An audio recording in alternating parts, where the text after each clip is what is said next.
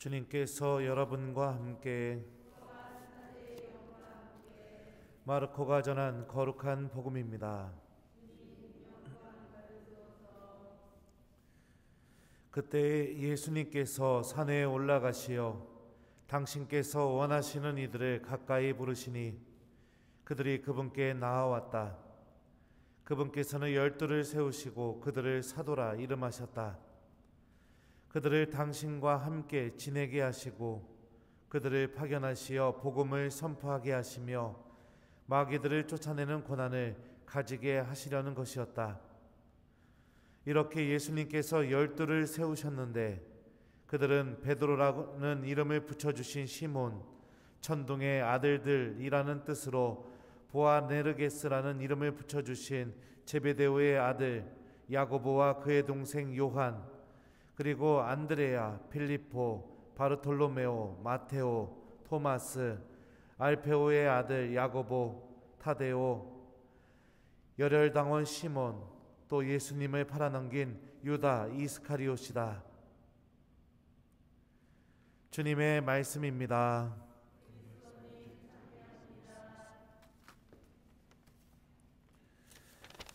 오소서 성령님, 그들을 당신과 함께 지내게 하셨다. 안녕하세요.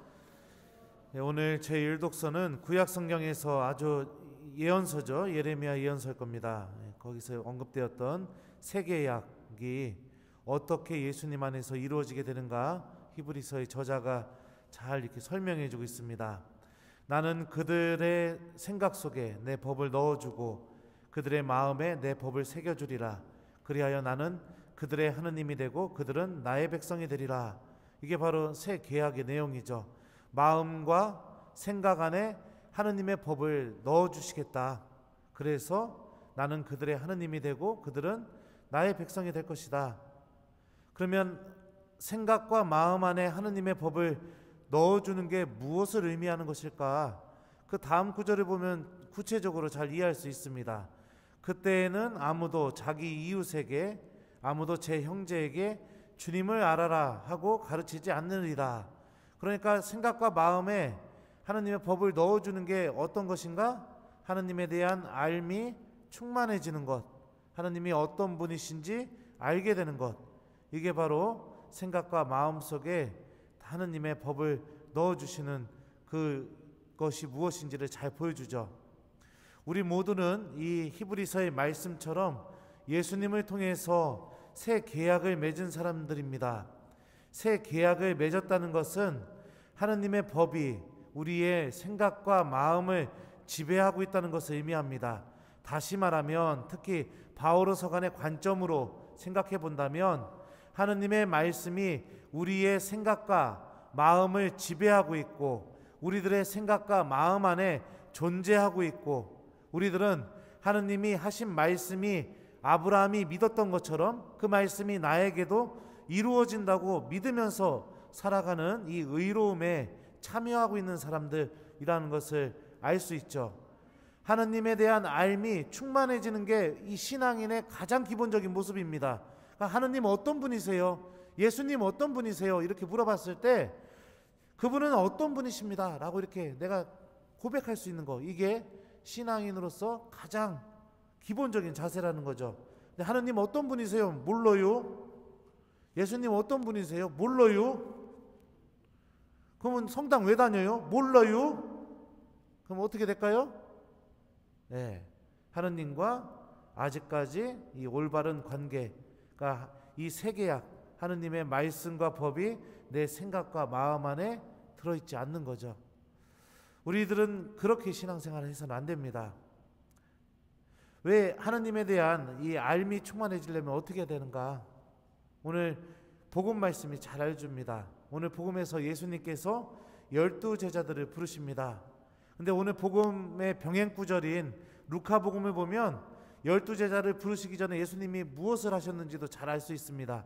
밤을 새우며 기도하셨다라는 표현이 있어요.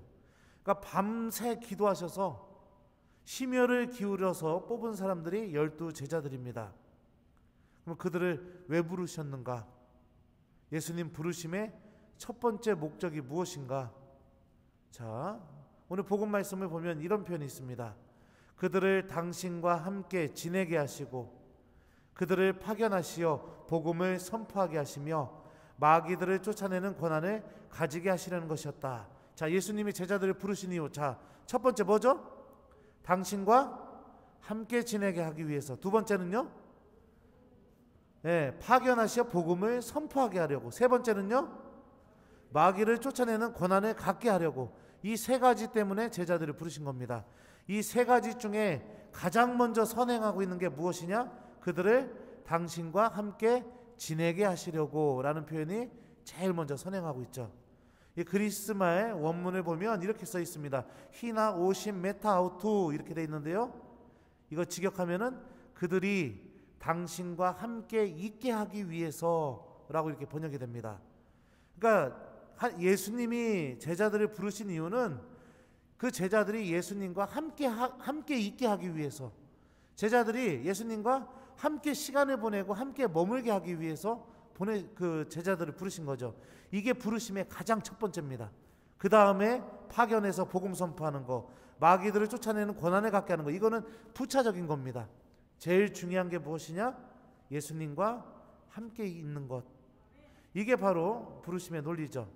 그렇다면 오늘 제 일독서와 비교해서 본다면 하느님은 우리들을 당신의 자녀로, 당신의 백성으로 부르셨고 우리들의 생각과 마음 안에 당신의 법을 넣어주시고 하느님의 말씀이 항상 우리들 안에 현존할 수 있게 하기를 바라신다. 이게 새 계약이다 라고 오늘 일독서가 얘기하고 있죠. 이 계약에 참여하는 첫 번째 방법이 무엇이냐? 바로 예수님께서 제자들을 부르셨던 것처럼 내가 예수님과 함께 있는 사람이 되는 것, 이것이 이 하느님께서 준비하신 새 계약에 참여하는 가장 올바른 자세라는 것을 알 수 있죠. 여러분들은 하느님과 함께하는 것이 즐거운지 모르겠습니다.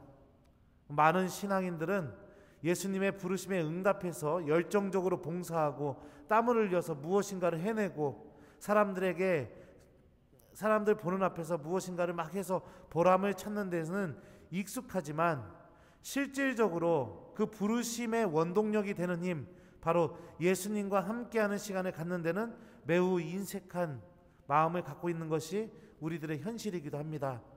기도할 수는 없지만 봉사하는 데는 익숙하고 하느님의 말씀을 기억하긴 싫지만 그 말씀 없이도 내가 열심히 땀을 흘리면서 누군가에게 보람되는 일을 할 수 있다는 데 익숙하고 있다면 우리들은 가장 중요한 것을 놓치면서 살아가는 신앙인이 될 겁니다.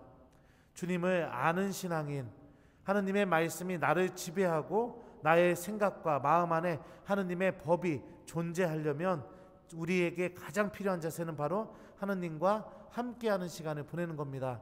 이 중요한 것을 잊어버리지 않는 신앙인이 되었으면 좋겠습니다.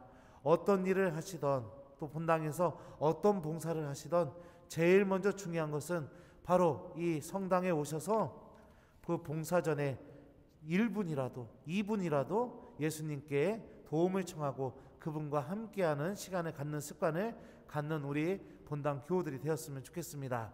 숙제해 주겠습니다. 오늘 하루 동안 우리 주님께서 우리를 불러주신 이유, 당신과 함께 있게 하기 위해서라는 이 말씀을 기억하면서 오늘 예수님과 함께하는 시간을 가져보는 하루가 되었으면 좋겠습니다. 여러분들이 좋아하는 기도를 하셔도 좋고 성체 앞에 머무르셔도 좋고 말씀을 묵상하셔도 좋고 어떤 것이 됐던 오늘 하루는 나는 예수님과 함께하는 시간이 반드시 있었던 하루가 되도록 노력해봤으면 좋겠습니다. 그들을 당신과 함께 지내게 하셨다. 아멘.